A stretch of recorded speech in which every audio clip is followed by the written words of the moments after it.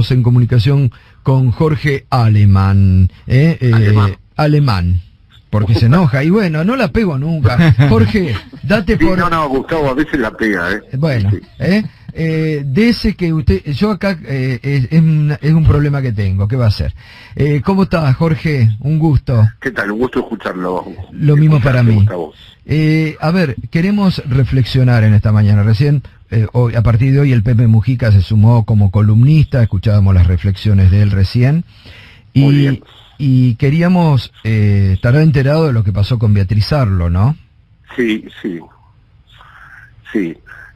Bueno, hace años que no es una novedad, es algo, en todo caso, más patético, más esperpéntico, si se quiere, pero él hace tiempo que asumió estas posiciones. Lo que ocurre es que en la Argentina, le voy a adelantar una hipótesis mía, hubo un antiperonismo glorioso, culturalmente glorioso, literariamente glorioso, que fue el de Victorio Campo, Silvino Campo, la revista Sur, Borges, Bioy Casares, Pepe Bianco, que a pesar de ser gorilas tenían un enorme talento. Pero como la historia se repite primero en forma de tragedia, después en forma de farsa, la señora Arlo quiso ser siempre Victorio Campo, es decir, una escritora de la nación. Y el kirchnerismo reagrupó a ese gorilismo intelectual, pero ahora bajo una versión degradada.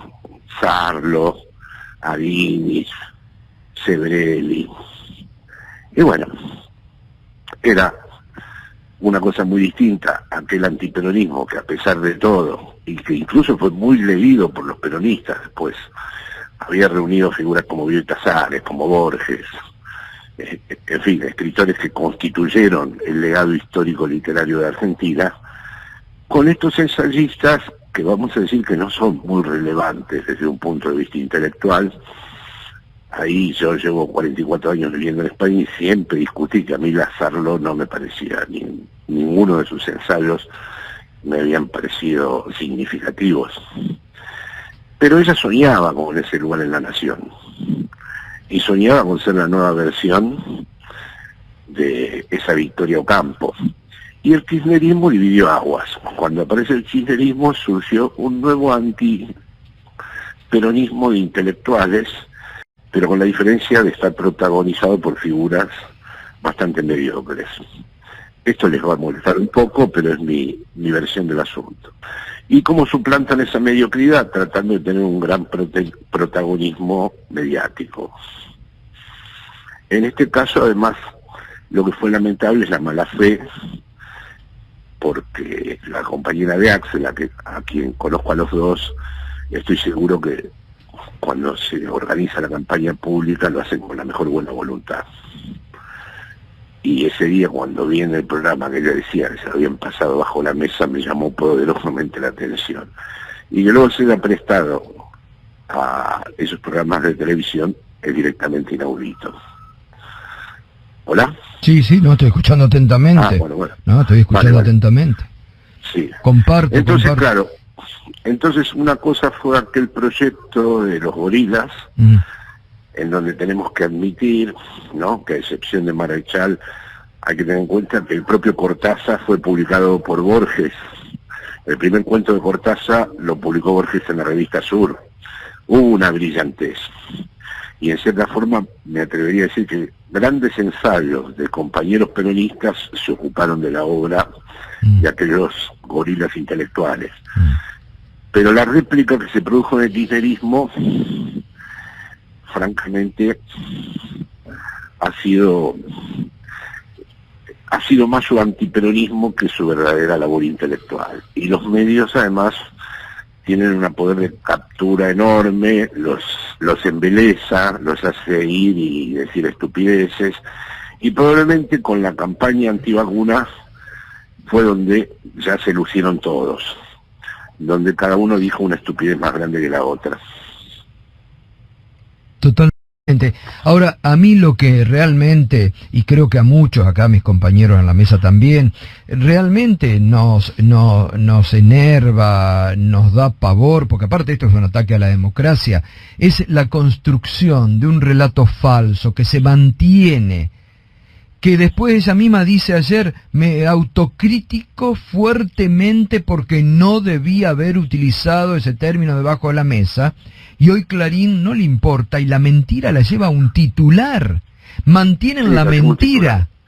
De todas maneras, la excusa de ella vuelve a ser débil, porque sí, a pesar de que se autocritica, dice que recibe un mail, como de costumbre juega de manera ambivalente, porque como ha dicho usted ayer en el programa, ya son, digamos, militantes estables de ese periodismo de guerra, como usted lo caracteriza. Es decir, ellos ya forman parte de un entramado que tiene un brazo intelectual que son ellos, y que han hecho todo lo posible para... Me acuerdo que probablemente el intelectual más relevante, independientemente, bueno, yo tuve el honor de tratarlo, pero el intelectual más relevante de los últimos años ha sido Ernesto Laclau, traducido en 24 idiomas. Y me acuerdo que Lazar no se ponía verde cada vez que le tocaba hablar de eso. Porque estos intelectuales, además, a diferencia de aquellos gorilas, fuera de Argentina no tienen ninguna relevancia. No tienen ningún peso. No, es verdad. Es verdad. Es en forma... Bien decía ayer la compañera de Axel Kicillof, ¿no? Pensar que fue durante 2 décadas titular de la Cátedra de Literatura Argentina del siglo XX en la Facultad de Filosofía y Letras de la UBA, ¿no? Qué poco que ha quedado de esa intelectual realmente. Bueno, ella había cometido ya un error de juventud que no era menor porque no era una niña, fue apoyar a López Rega aquella lectura insólita del PCR, de considerar a López Rega el verdadero enemigo del social imperialismo y de los Estados Unidos, y haber apoyado el gobierno de Isabelita, y como soy de esa generación, no me olvidaré jamás de aquel delirio en el que entraron los maoístas, entre comillas, porque no eran maoístas, del PCR. Ahí ya comenzaron a apuntar maneras, como dirían en España. Jorge, un gusto siempre escucharlo, un abrazo enorme. Lo mismo que me llame, gracias. Un abrazo enorme. Gracias, hasta luego. Jorge Ale. La verdad que tenemos una hora excelente. Entre el Pepe y Jorge, estas reflexiones nos ayudan por lo menos a hacer más llevadera las mentiras que uno tiene que soportar o escuchar a diario, ¿eh?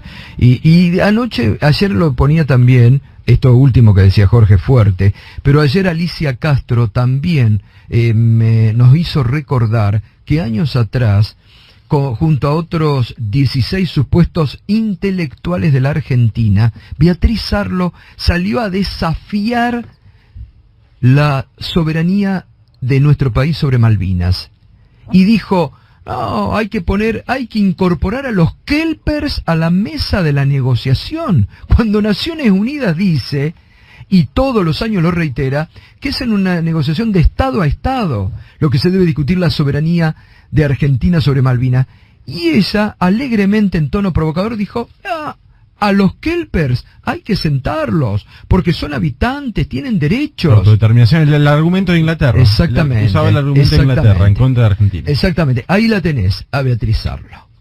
Bueno, 7:58, nos queda 1 hora de programa todavía, esto recién comienza y tenemos mucho más, 7:58, se arma la galleta de las 8, para el tránsito porteño y los accesos a la capital federal, nuestro GPS en la mañana, Cristian. Se pasó un odio, viven con un odio, un resentando. Bueno, atención a este dato que reveló Ariel Sack, que nadie te lo va a contar seguramente, o el periodismo de guerra, pero acá clarificando y aportando información, referido a la gran mentira de Beatriz Sarlo, cómo ha quedado al desnudo Beatriz Sarlo, cómo ha ensuciado a gente, incluso que a su propia gente. El editor de Siglo XXI y editor también de Beatriz Sarlo, que no podía creer, según lo expresó recién Ariel Sack, de las cosas que dijo ayer ante la justicia, se presentó espontáneamente ayer ante la justicia.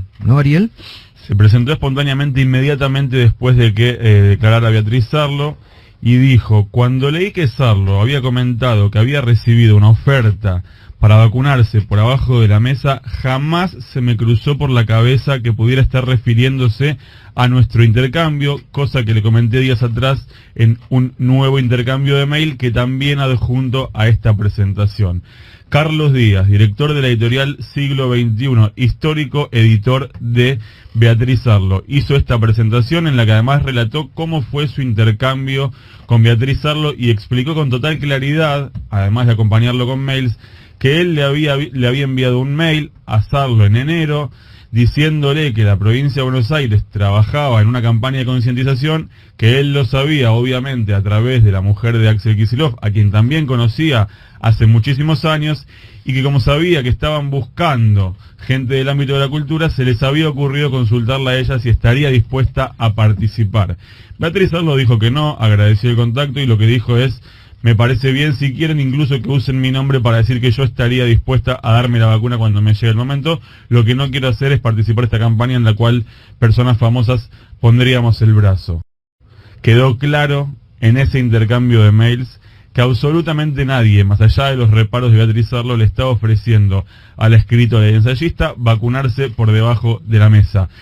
Y decía en los mails textualmente: esto es por derecha, esto no es berreta, esto no tiene que ver con utilización política, lo que se busca es generar confianza. Estaba escrito de esa forma, no es que se tenía que interpretar que era algo, no, estaba escrito, decía: esto es por derecha, esto no es berreta. Nada trucho. Te dice, nada trucho, te lo dice la persona que conoces hace 20 años, y a vos se te ocurre ir a decir a los medios que alguien te ofreció la vacuna por abajo de la mesa. Pero aparte de que Kicillof había anunciado públicamente que iban a convocar a 100 personalidades. Bueno, pero ahí te das cuenta vos de la mala leche de Beatriz Arlo, de cómo ayuda a construir una mentira, una falacia, de cómo Beatriz Arlo se suma, tal vez forma parte de una nueva forma de hacer literatura de ella, tal vez es un nuevo ensayo, tendría que hacer un ensayo sobre la mentira, sobre esto, parece un ensayo de Beatriz Arlo, la mentira, cómo y ensuciar gente, ensuciar a su propio editor. En el mundo de la intelectualidad, ¿cómo queda Beatriz Arlo? Exponiendo a un tipo que tiene, en su mundo, tiene mucho reconocimiento como Carlos Díaz. ¿Cómo queda ensuciando y enchastrando gente por mantener una actitud política y sumarse a campañas de odio y desprestigio? Ayer por la tarde, después de que todo esto saliera a la luz y que se armara semejante lío, tuvo Beatriz Arlo un diálogo radial con nuestros colegas Diego Iglesias y Alejandro Berkovich, áspero en términos de intercambio, donde terminó diciendo Beatriz Arlo: me autocritico fuertemente, no debí decir la expresión por debajo de la mesa, fue una metáfora desafortunada. Tarde, muy tarde, porque ya tuvo que pasar por la justicia, fue tapa de los diarios y a todo el mundo le hizo creer que a ella la habían querido involucrar en una campaña trucha de vacunación. Bueno, muy bien, después vamos a contar.